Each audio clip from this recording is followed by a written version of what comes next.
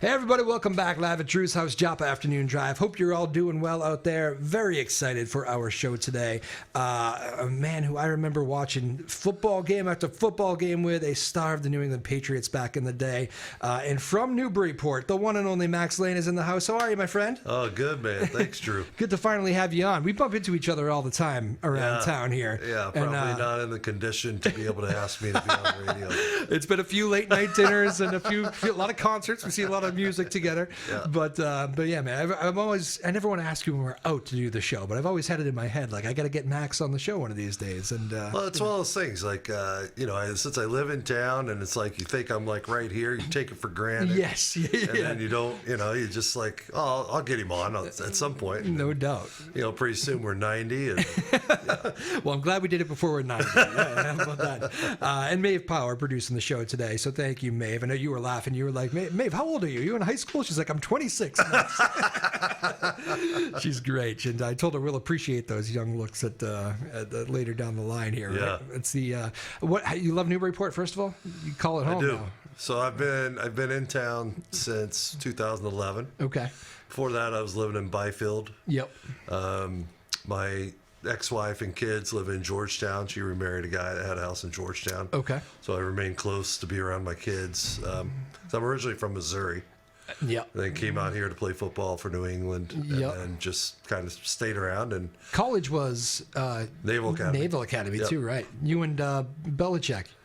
Not together, but yeah. Well, no, he actually got me my first. He got me my first workout. Did he really? With his dad was helping out there, and his dad was scouting for Cleveland whenever Bill was at Cleveland back in the mid '90s. Oh, okay. And so whenever I left school there, I went and worked out for Cleveland, driving back home, and I didn't meet Bill then, but and then they didn't end up taking me or anything like that. Yeah.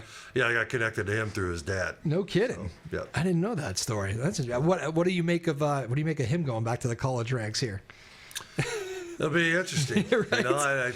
It's a weird move to me, but I don't know. But I was just getting back to Newburyport. Sorry, yeah. That's what happens on this show. We stray like crazy. No, you asked me if I like how much I like. I love it. I don't think I could ever picture living anywhere else in New England. Really? Obviously, now I'm getting the itch to like maybe do something warm weather-wise. Sure. But as far like the thing I tell people about Newburyport is that Newburyport, it has like the touristy stuff, like the action in the summer, the restaurants, the bars. Sure. But it has a community around it. Yeah. And that's what I like about it. I like it just as much in the winter as I like it in the summer. Yeah, it's got some character, some charm, right? Absolutely. No doubt. So were you, most of your playing days, you were living in... like Norwood, Walpole. A little closer to the stadium out there. Yeah. Yeah. I mean, most of the guys live in that area, surrounding towns, or? I don't know what it's...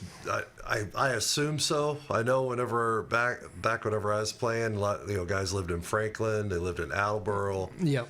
It kind of becomes like, do you like Boston or do you like Providence? Sure, yeah. And people end up going that direction or this direction. I just kind of winged it and ended up living like my roommate my rookie year was this guy Marty Moore. He was Mr. Irrelevant, last guy drafted. Oh, no kidding, yeah. And him and I got an apartment in Norwood or a condo in Norwood, and I ended up living there for 4 years. He moved out after a year because he got married. Yeah.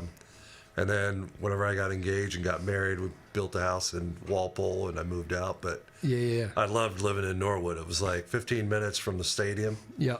And 25 minutes from Newbury Street. It's crazy. So, Daisy Buchanan's, if you remember that bar. I actually probably gone by when I was coming around too, but I remember. I know where it is because it was so well talked about. So it was great. I drive to the stadium. The sun would be at my back, when I'd be driving home, the sun would be at my back. Both ways. So. You had a few different coaches in New England, right? A couple different coaches. I had Bill Parcells for 3, Pete Carroll for 3, and Belichick for 1. And Belichick for the 1. Yeah, and he was an assistant in '96. Okay. Whenever we went to the Super Bowl against Green Bay. Yep. Yep. Yeah, that was what a trio of coaches to have played for, huh? Yeah. I mean, if you really think about it. From Man. The extremes. Yeah. Pretty much, from one to the other. Yeah, were they that drastic? Because sometimes people are... Just in philosophies and the way they handled things. I think X's and O's wise, they all were obviously great coaches. You've seen what...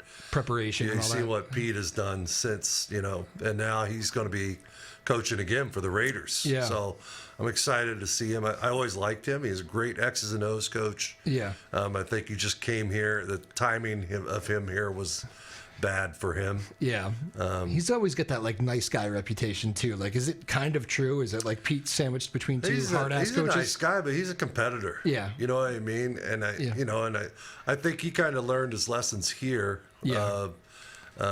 That he would never, when he left here, he was like, I'm never going to step into a role where I don't have more power. Sure. And I think he learned that here. Yeah. Because when he went to Seattle, he was the GM. He was everything. Mm-hmm. They won a Super Bowl. They almost beat New England. Yep. Rough call there at the end. on their part. But, it's always funny. I don't know. I always think, thinking back at that, I'm trying to remember the whole situation in my head. I do know why he was throwing it on first down. He was trying to get like maximum with the 2 timeouts. Like you throw it here, then run it on second down. Yep. And like he was trying to, there was a reason, and I've never actually heard him say that, but in my head, I'm like, I do know what he was thinking. I don't think I would have run a quick slant across the middle where things can get picked off. When you saw just Marshawn Lynch running that series, you just... Yeah, he's going to score if you give him the ball. They weren't going to stop him. Yeah, it's crazy. They weren't. Yeah. But, and it's almost overthinking it because Brady would have had like 20 seconds maybe if he scores on first down, I think, to bring it down the field. And no timeouts, I think, or maybe one, but I don't know. Crazy. What do you remember? I mean, you got not too many people like do get to say they went to a Super Bowl. And I know it was not the best of outcomes, but I mean, it must have been a trip. It was. I mean, I still think that I played in the best era of pro sports. Everything was still, I think, more genuine than things are. People weren't like looking for clicks and likes and selfies and now guys get they get a ball, they get an interception or recover a fumble at the 50. They run all the way down to some camera down in the end zone with and celebrate. It's like, dude, you got a fumble. Yeah. Great, good job. That's your job. There's just so many things that. Don't you love the guy that scores the touchdown and hands the ball to the referee and jogs to the sideline? You know what? I do. I love that. Here's another, and I know this is off track, but I saw a clip of a guy, NBA guy, I think it was John Morant. John Morant, got dunked on by somebody yesterday or the night before. Sure. And he hugged him. Oh, I saw this because they kind of fell behind the net. Yeah. And he's smiling, bugging. And they are just, and I'm like, yep. So, sorry to go off on a tangent about I saw the same clip. If we're talking about today's sports or today's football compared to, and that's the one thing I tell my son plays college football now. He's getting ready to play his last year of college football. Oh. And his last year of football, Yeah. And I tell him, I did not, I went and said good game to the guy that I played against. Yeah. And got off the field. Nowadays you see, guys are all, switching jerseys. Yeah. Taking, it's just, I don't. You mean that pass rusher, that guy that's trying to beat you all day? That's the guy you go. That's the guy I would go up to. If there was somebody I knew on the team, maybe the defensive end and maybe the linebacker. Yeah. Back then Miami had Zach Thomas. I'd see him before the game. We go out on the field a couple hours before the game, go just do a walk around, and I'd say hi to him. It'd be like, hey man, how you doing? How's it going? All right, good to see you. Like that. Yeah. And then after the game, just be like, good game, Zach. And then that's it. Yeah. Now it's just I just can't. Yeah. That to me is just not the theater of it all, or whatever that is. Yeah. It's funny. When I think back to that, because you were that era. I mean, just things. Tom Brady turned into Tom Brady not long after. Most of your career was with Bledsoe. I don't think you got to know Brady too much. He was a rookie my last year, so I know it. Yeah. Did you see any of it? Any of the? No. I mean, no. Here's what you saw. You saw that. They always talked about camp arms. So throughout, you'd see it. They would either have like a late round draft pick or a rookie free agent or some veteran free agent that had been like a journeyman. Yeah. They bring him in for camp. And it was basically, they call him a camp arm. So they had like people to, be with the scout team and kind of fill out their, you needed to have like 4 quarterbacks in camp just to handle all the people, all the different units. And so you'd always see a guy and be like, yeah, he's probably not going to be around here. Yeah, he's probably not going to be around here. Practice squad at the most. But with Tom, you kind of saw that he was more than just a camp arm. You kind of could tell that. But beyond that, that year at least you couldn't tell. Wow. At least I could. I wasn't in the quarterback room. Drew would probably have a better assessment of that. But the one thing about Tom that I always tell people, like people always ask me, do you know, like when I do appearances or whatever, like, oh, do you know Tom Brady? I'm like, yeah, he was a rookie. I said, he used to get me Gatorade at practice. And then they would say, oh, what's he, is he a good guy? I'm like, I said, I'll put it to you like this. Like, imagine you have that, you're a freshman in high school and you have that high school senior, he graduates. Let's say you're that high school senior, you have that freshman. That freshman, you graduate, you go on and do whatever. That freshman becomes all state, all American, all everything, kind of blows you, and then when you see him again at, down the road, whatever, he still treats you like a senior and he's a freshman. Oh, that's funny. Because that's where that relationship ended. Yep. That's the way Tom is. Like, I remember the first time I saw him, a couple years after he'd won a couple Super Bowls. And I was just out in town somewhere at night, and I'm walking into some bar or something, and I hear this guy go, Max. I turn around, I'm like, Brady? Like, what are you doing yelling? And he's like, hey, man, how you doing? Like, he was like a little puppy dog. And I'm like, dude, you just, but he still has that respect for people that went before him. And that's kind of the way it felt like. And that's the way it is. I saw him at, I went down to the thing that they honored him, the night they honored him down in Foxborough back in June. And I saw him. He was like, oh, Max, thanks for coming. Isn't this great? Just all the guys that were in there. So, he, even though all the stuff that he's done and you see everything inside, he's a good guy. And he's thinking you paved the way for him through all this stuff. That's funny, yeah. Well, I think he just really he recognizes the people that came ahead of him. That's something. That's cool to hear. Yep. How about Drew Bledsoe, who you mentioned? So that was who you worked mostly with. Yeah. You get like a bottle of wine every year for all those years of service? Or what? I haven't got it. I'm not a big wine guy, but I need to start pressing him on that stuff. I could take it and then re-gift it to people. You still in touch with them, or? Yeah. I sent him like a happy birthday. His birthday's on Valentine's Day. Sure. So we exchanged stuff like that, but he's living out west. Yeah. Montana, right? Yep. Yeah. Oregon. Oregon, okay. Yeah. I sat next to him during he's really into he's got his own wine thing, but he's just not the name on it. Like, he knows what he's talking about. Oh, yeah. He was huge. Yeah. The thing I say about, obviously he made a lot of money, had a great career, and was able to, turn that into the businesses that he's done. But he was always into, even while we were playing, he loved wine. Yeah. Even as like a 21-year-old. Oh, really? You know what I mean? He loved wine and he loved coffee. Okay. And I think, I know he did a coffee business as well. I don't know whatever happened to that. Yeah. I just always thought about that. Like, the guy loved wine. The guy loved coffee. So he started, bought vineyards and started a coffee business. I was at a function with him in Boston a couple of years ago, and I had a friend of a friend was like, hey, can you get over this thing? It's a football player's going to be there. No mention of Drew Bledsoe, the guy was from out of town, who was helping her on this thing. It turns out it was a Ray Bork, Drew Bledsoe thing. They were combined. Oh yeah, were you at Tresca? Yeah, we were at Tresca.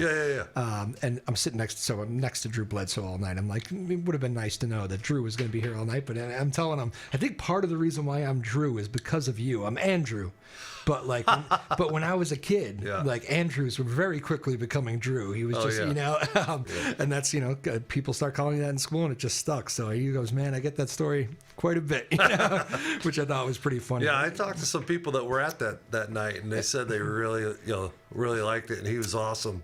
Unbelievable how knowledgeable. Like, I think the other thing is I think he was a guy. Whenever he played here, he was standoffish to the fans and to the public because he wasn't comfortable with that spotlight. Pressure cooker here. And but I think as he's just like everybody, as you get older, you kind of like look back. You're like, okay, I wish he probably wishes he would have been a little bit more, open to the public. But it's tough when you're in it, though, right? Yeah, it's tough, especially everybody's got different personalities. And I mean, you were always good with the media. Like you were. I was young, but you struck me as a guy who the reporters would go to. They have their guys. I was an offensive lineman. I think offensive linemen have the best life in football because I always said that, enough people know you to be able to get some of the perks. Yep. But not enough people care about you enough to make your life miserable. Okay. You know what I mean? Whereas a quarterback, everybody wants a piece of him. Yeah.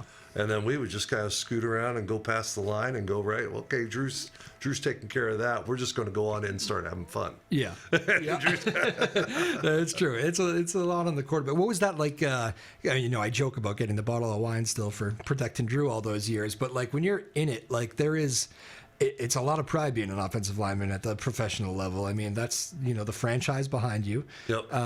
It's pressure, it's pride, it's all that stuff. I mean, you must look back on it and be like, is it a quick 7 years when you think about it? It went so fast. And that's what everybody told me whenever I first got in. I remember when I was a rookie, people came up to me and said, man, it goes fast. Yeah. Every year it just goes faster and faster and faster. And it did. I mean, it was, you're so on that wheel where you're just pushing to go up that mountain. Yeah. And then all of a sudden it's done. It's crazy. or you get hurt. Like I broke my leg and then boom. Yeah. Was that in, did you try to make a comeback after that? I'm trying to remember. I tried. Yeah. I broke my leg right in my knee joint in my 7th year. And, they put me on, I had to get surgery and everything, put me on IR for the rest of the year. And then they ended up cutting me, injured. And then I spent a year out rehabbing and working out. And that's also just things that I was not I was a pissed off, bitter person. Yeah. On the inside. Yeah. Because Bill Belichick had cut me. Yeah. And it's a whole thing people don't even think about. It's not just, it was just the way that it was done. I just didn't really like it. And then, they went on and won 3 out of the next 4 Super Bowls.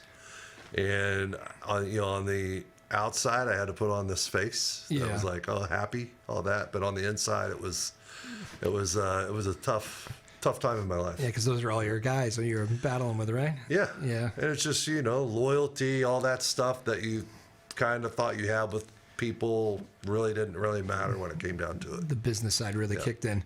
Have you seen Belichick in recent years? And how would you say that's pretty frosty? I've seen him. I mean, one of my part-time gigs is I'm a uniform inspector for the NFL. Yeah. So I'm on the sidelines for every Patriots home game. Yep. And so I've, when he was here, I'd run into him every once in a while. Of course, I'm not going to go up to him, right at the coin toss and be like, hey, like preseason games when he's a little bit, more relaxed, we'd exchange a couple pleasantries. And it's okay, yeah. It's okay. I've always kind of wanted to get closure on it because I've never asked him about when he actually cut me. Yeah. But it still bothers you. Yeah. Yeah.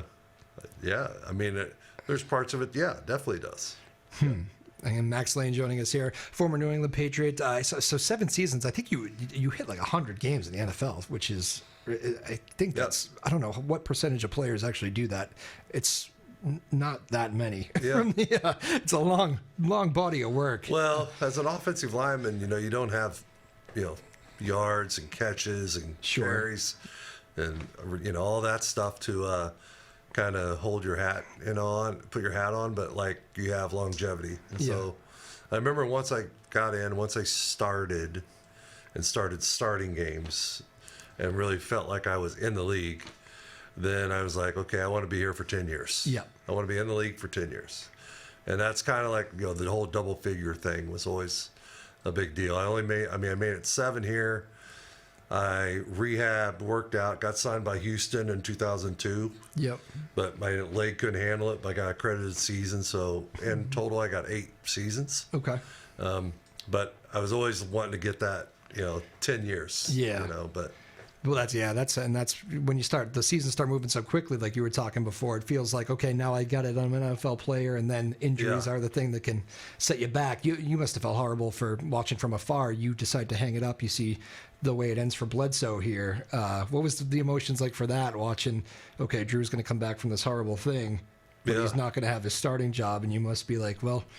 That doesn't surprise me, knowing my story. But exactly. Yeah. It's tough. It's I think that's kind of when I know whenever I came in, my rookie year was 94, and it was right in that time frame where, up until that point, there was always like there's just like an unwritten rule, you don't lose a job due to injury. Yeah. I mean, the way I got my shot was, the guy ahead of me was a guy named Pat Harlow. He had he sprained his ankle in preseason. I came in, and then I took over. Yeah. And so there was a little bit of that too. So, and then whenever that happened with Drew, it was like that had kind of, I think free agency and just the business of football had kind of taken over by that point, where that unwritten rule kind of started to change a little bit. Gotcha. Yeah. I mean, he went on to have a few more years, Dallas and everything, and Buffalo ended up making a Pro Bowl in Buffalo. Yeah, that's true. Yeah, but I know he was touched, like genuinely touched by the fan support, because I think you're right. He probably felt a little bit aloof from, just not opening yourself up all those years. But when all those people were writing him letters in the hospital room and stuff, I do know that meant a lot to him. I'm sure you probably have more stories. I think, since he's been coming back here for his wine, he's kind of seen the support. Everything's better with wine anyway, right? Yeah. True. Again, Max Lane joining us. If you had to describe your 3 professional coaches in like a quick couple words, like when you start with Parcells, what comes to mind? Just tough, funny. Yeah.